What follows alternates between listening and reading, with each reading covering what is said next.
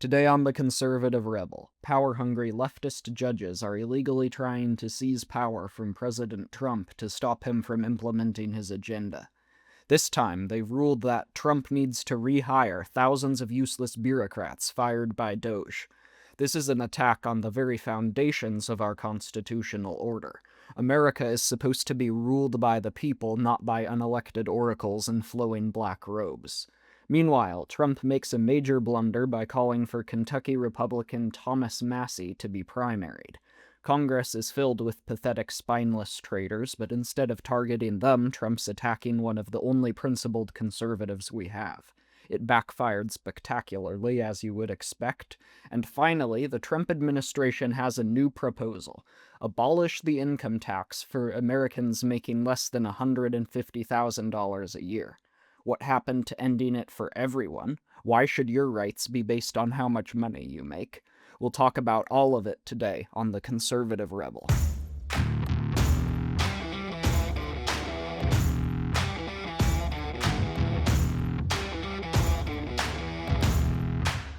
Ever since Trump took office 2 months ago, the left-wing media has been claiming that America could soon face a constitutional crisis, which is a term they've been throwing around a lot.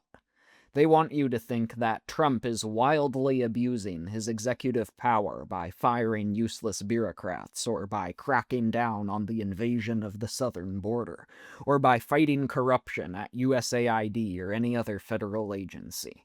They claim he's violating the separation of powers and overstepping his bounds, and this, they insist, could lead to disaster.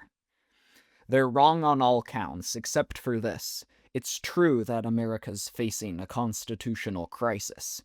But it's not a crisis that's being caused by President Trump. It's a crisis that's being caused by federal judges. Now, we're supposed to believe that judges are the be-all, end-all of all constitutional questions. If a judge says the president can't do something, that's it. But when you look at what the founders actually had to say about it, you'll learn that that's all a lie. Thomas Jefferson, for one, never had anything nice to say about federal judges. Here's what he had to say about it. Quote, "The germ of dissolution of our federal government is in the federal judiciary, an irresponsible body, for impeachment is scarcely a scarecrow, working like gravity by night and by day, gaining a little today and a little tomorrow, and advancing its noiseless steps like a thief over the field of jurisdiction, until all government, in little as in great things, shall be drawn to Washington as the center of power, which will become as venal and oppressive as the government from which we separated." What Jefferson was getting at was that since a lot of judges face no elections and never really face impeachment, they have almost zero accountability for their actions. The other branches of government all check each other. The Congress can impeach the president can veto bills passed by Congress. But the way the Constitution has been interpreted for most of American history, no one can really check the power of the courts. Of course, that's a wrong interpretation, but it's how things have been done for quite some time. Jefferson's political enemies laughed at him, but since then his fear of the tyranny of judges has been more than vindicated. Just look at what left-wing judges across the country have been doing to Trump since he took office 2 months ago. These partisan hacks have stopped his common-sense executive order on birthright citizenship. They've forced him to spend billions of dollars on foreign aid he tried to cut, and in general, they've constantly been harassing his administration every time it tries to cut spending or fire lazy, entitled government employees. But the most egregious example of all happened this week, when a federal judge ruled Trump has to rehire useless bureaucrats and allow them to continue to sponge off taxpayer dollars after he fired them. Here's the headline from Politico. Quote, "Thousands of federal workers must be rehired immediately, judge rules." A federal judge on Thursday ordered federal agencies to rehire tens of thousands of probationary employees who were fired amid President Donald Trump's turbulent effort to drastically shrink the federal bureaucracy. U.S. District Judge William Alsup described the mass firings as a, quote, sham strategy to sidestep legal requirements for reducing the federal workforce. Alsup, a San Francisco-based appointee of President Bill Clinton, which of course he's from San Francisco, it's essentially Sodom, Gomorrah, and Nineveh rolled into one, ordered the Defense, Treasury, Energy, Interior, Agriculture, and Veterans Affairs departments to, quote, immediately offer all fired probationary employees their jobs back. This far-left judge from San Francisco, in one ruling, is trying to seize the executive power from Trump and snatch it up for himself. If the president can't even fire lazy bureaucrats, many of whom don't even show up to work, by the way, he can't do anything meaningful at all. The president becomes this useless, powerless, castrated figurehead, and the real rulers of the country become the bureaucrats and federal judges like this one, instead of the people. By trying to seize the power of hiring and firing from Trump, this leftist hack is trying to seize power from the people. He's trying to seize power from you. The president is supposed to represent the whole American people who elect him through the Electoral College. So make no mistake, this is an attack on the very foundations of our republic. This judge is taking a flamethrower to the principles of our Constitution. America is supposed to be ruled by the people of the states, not by unelected oracles in flowing black robes. Article 2 of the Constitution says this, quote, "The executive power shall be vested in a President of the United States of America." In case you didn't catch that, it said a president, singular. It doesn't say the executive power shall be vested in the bureaucrats of the United States or the federal judges of the United States. It says the executive power shall be vested in a president of the United States. So here's a little civics lesson for His Worship the Judge from San Francisco. The United States has 3 branches of government: legislative, which is Congress, which makes laws; executive, which is the president, who enforces laws; and judicial, which are the courts, which are supposed to interpret the Constitution and make sure the other branches don't do anything unconstitutional. These bureaucracies, USAID, the Energy Department, the Agriculture Department, all of these, they're not mentioned in the Constitution. They form an unconstitutional 4th branch of government, the bureaucracy.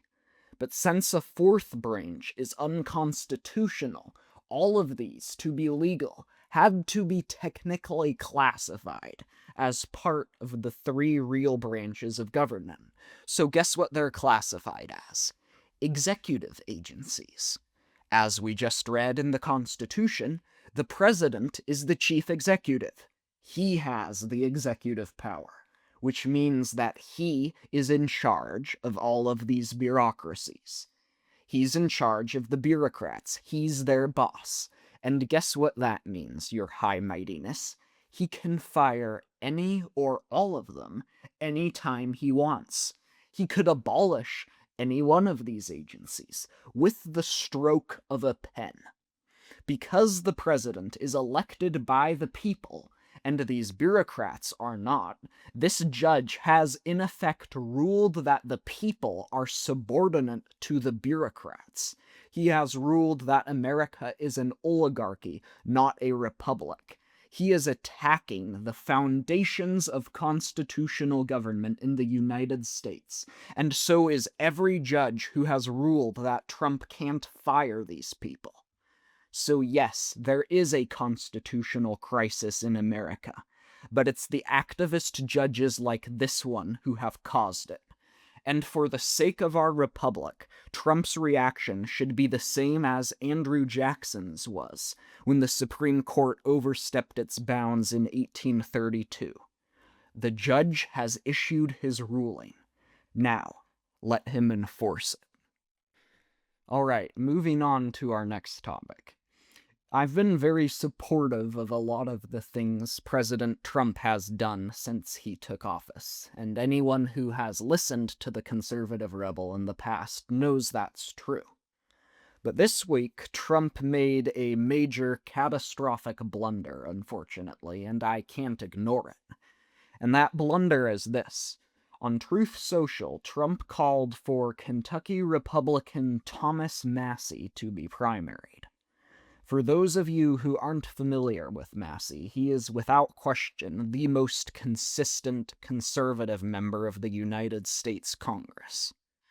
Most Republican politicians are corrupt, backstabbing traitors who shower voters with promises to cut spending, cut government, and put America first, but they end up doing the opposite. They increase spending, they expand government, they ship off your tax dollars to Ukraine, to Israel, to regimes all across the world, to fund wars that are none of our business and meddle in the politics of foreign countries.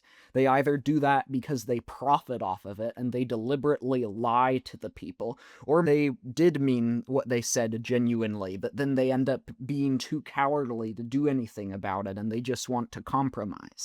That's what most Republicans in Congress do. They form an elitist uniparty with the Democrats that supports endless spending, endless wars, and the destruction of liberty. Thomas Massie is one of the few who doesn't play that game. He opposes the spending, he opposes the wars, he opposes the never-ending encroachments on our constitutional rights. It doesn't matter if a bill is proposed by Democrats or Republicans. If it's unconstitutional, Massie won't vote for it. So naturally, he was the only Republican to oppose the latest spending bill, which unfortunately passed, because it doesn't cut spending. Pretty simple. But for whatever reason, Massie's very predictable opposition to this spending bill, which anyone who knows about his voting record saw coming, just set Trump off. The Hill has this, quote, President Trump is vowing to, quote, lead the charge to unseat Republican Representative Thomas Massie of Kentucky, who has said he will not support the GOP's short-term government funding bill ahead of Friday's shutdown deadline. Trump began a Truth Social post late Monday night by thanking the House Freedom Caucus for backing the stopgap funding package and supporting Speaker Mike Johnson of Louisiana's efforts to keep the government open, and then called for Massie to be primaried. And here's Trump's post, quote, Thank you to the House Freedom Caucus for just delivering a big blow to the radical left Democrats and their desire to raise taxes and shut our country down. They hate America and all it stands for. That's why they allowed millions of criminals to invade our nation. Sometimes it takes great courage to do the right thing. Congressman Thomas Massie of beautiful Kentucky is an automatic no vote on just about everything, despite the fact that he has always voted for continuing resolutions in the past. He voted for one continuing resolution that would have cut spending by 8% because he votes for cutting spending. This one doesn't cut spending. That's why he opposed it. There's no inconsistency there. But it went on. He should be primaried, and I will lead the charge against him. He's just another grandstander who's too much trouble and not worth the fight. He reminds me of Liz Cheney before her historic, record-breaking loss. The people of Kentucky won't stand for it. Just watch. Do I have any takers? Now, this was obviously a serious blunder on Trump's part, and I'll explain why. As we just talked about, most Republicans in Congress are either backstabbers who promise to cut spending and then don't because of their own political interests, or they're just malleable cowards who are putty in the hands of the left. People who constantly try to compromise and find a middle ground and are afraid to ever stand up for anything or take any political risks. You know who I'm talking about, the Lindsey Grahams and Lisa Murkowskis and Dan Crenshaws of the world. Why isn't Trump calling to primary these losers? Why doesn't he go after them? Lindsey Graham and 25 other rhino losers just voted against Trump's foreign aid cuts. Rand Paul forced a vote on it. You know how Doge cut a bunch of foreign aid? He forced the Senate to vote on it. 25 of them voted against it. How about you go after those people?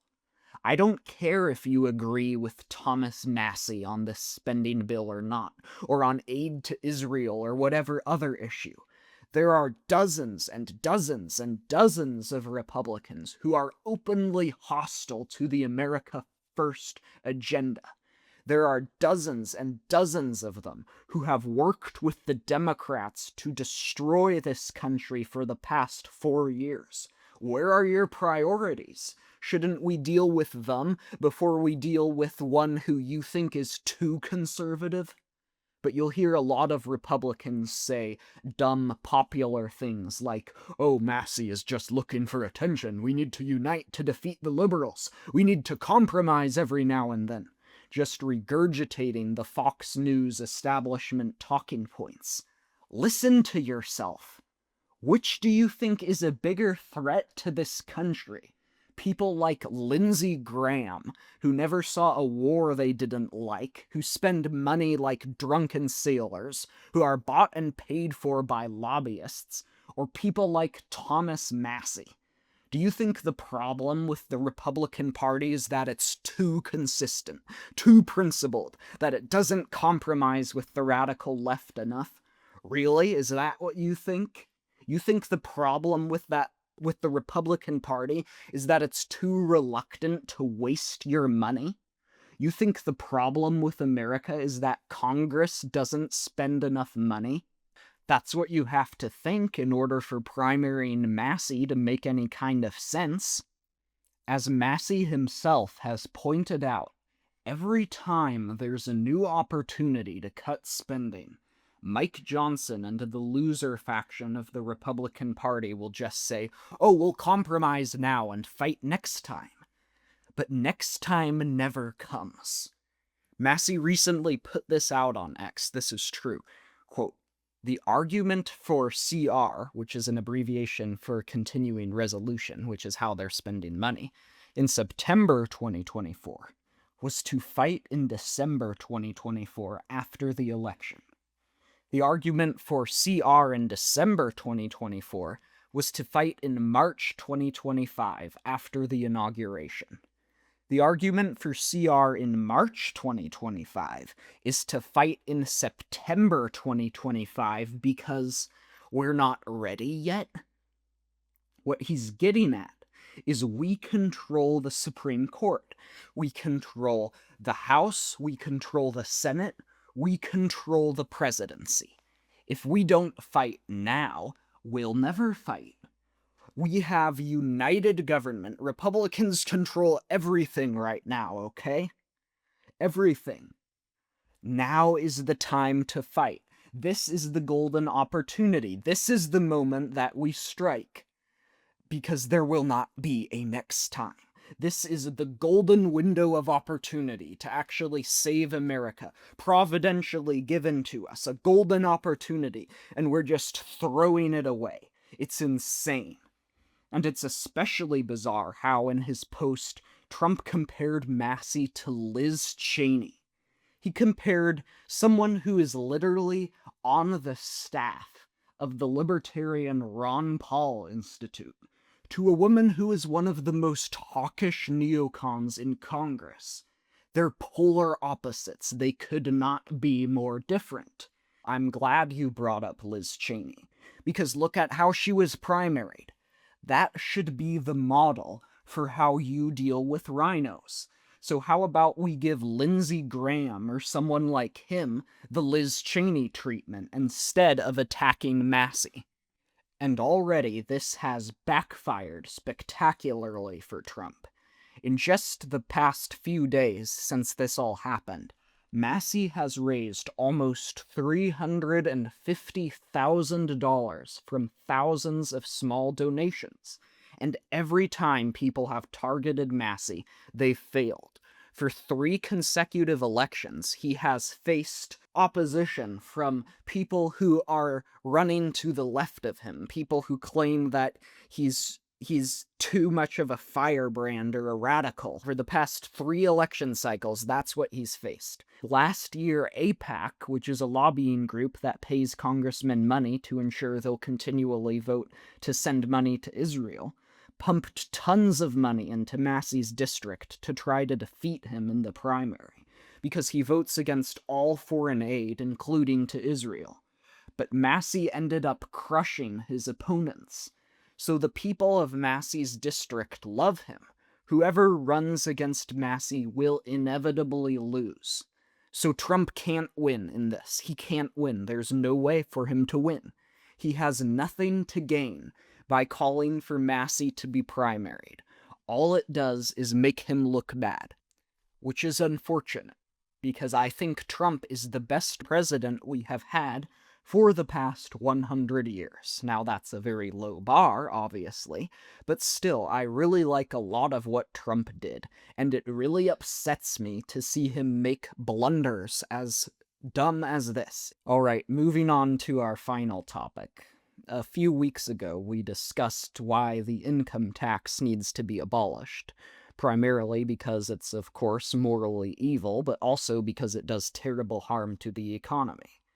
Trump and his Commerce Secretary Howard Lutnick had both repeatedly hinted that the administration might push to finally free us from this North Korean tax system. But unfortunately, for whatever reason, the administration has retreated from its original position and has come up with a new tax proposal. Let's see what it is. Newsweek reports, President Trump has proposed a plan to abolish federal income taxes for Americans earning less than $150,000 per year. Trump has proposed numerous tax plans, such as no taxes on tips or overtime, no taxes on Social Security payments, and the one I like, which is no federal income tax at all. The federal income tax proposal would remove taxes for people earning less than $150,000 per year, and would impact the vast majority of Americans.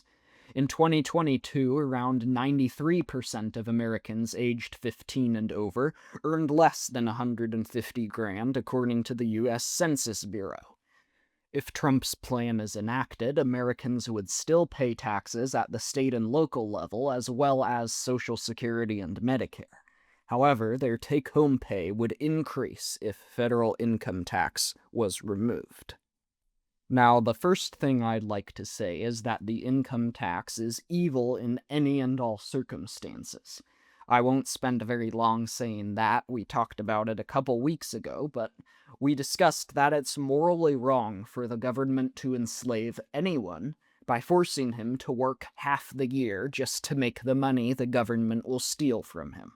That will never change, no matter how successful you are, no matter how much money you make, no matter who you are or where you are in life. It's wrong for anyone to do that for you. It's wrong for anyone to take half your income, especially your own government, when its purpose, we're told, is to protect your rights.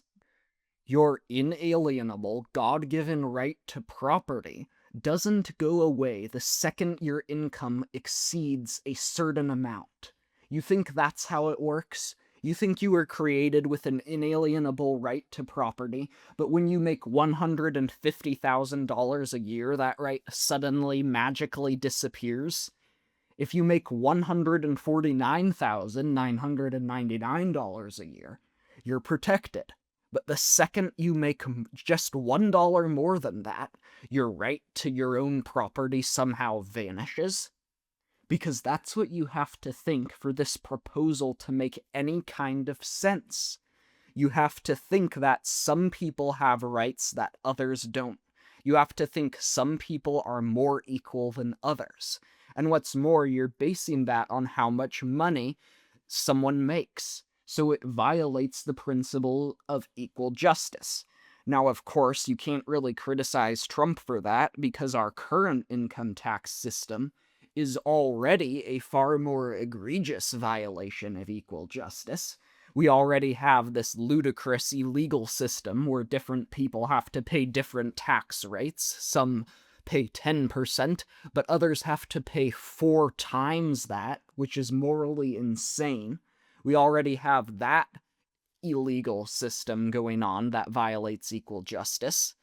But one of the things that I really liked about abolishing the income tax altogether was that that went away. That the government was no longer just arbitrarily deciding based on how much money you had to make, that you would be forced to surrender X arbitrary percent of your income to them. That went away. Everything would be equal if we abolished the income tax. So if we're going to keep the income tax, it would make more sense for it to be a flat tax, which is the only constitutional thing to do. The Constitution does have the 16th Amendment, which is a disastrous amendment. I hate it so much. It never should have been approved, which gives the federal government the authority to collect an income tax. But it doesn't give it the authority to collect a progressive income tax. And we have other places in the Constitution where it says that all laws need to be made for the general welfare of the Union, which means they have to benefit everyone in the Union equally, kind of. They have to benefit the states equally. So we may have this system where the income tax is justified by the 16th Amendment, but this progressive income tax system isn't, and this new proposal that Trump has, while it's certainly better than what we currently have, it would still be a great thing if this was enacted, don't get me wrong, it still would not be in the general welfare. There would be some people who would benefit from it and some people who would not. It would be the government choosing who would win and the government choosing who would lose. So if we're going to have any income tax at all, which we shouldn't, obviously, it should be a flat tax. And that would be fair, and that would make sense, and that would be constitutional. But I understand that Trump and most people are not coming from it that way. They do not believe that the income tax is the moral evil that I think it is. They think that it's just this inconvenient thing that is harmful for economic growth. So if you're coming at it from that angle, this is a great way to score political points, because you always hear the socialists and communists whining about how the rich allegedly don't pay their fair share and all this stupid stuff about billionaires allegedly paying less than firefighters and policemen or whatever, when in reality policemen pay like 12, 22%, I don't know exactly what it is, but the billionaires pay 40%, so that's obviously wrong.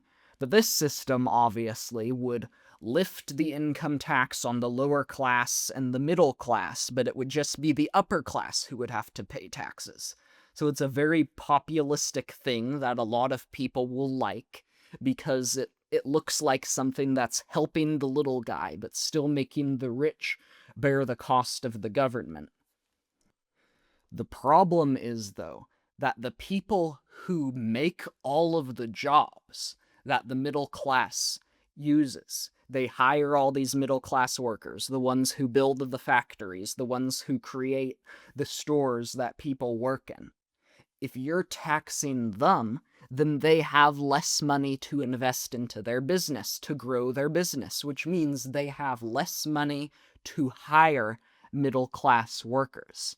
So by taxing the rich, you are actually killing lots of good, high-paying jobs for middle-class workers.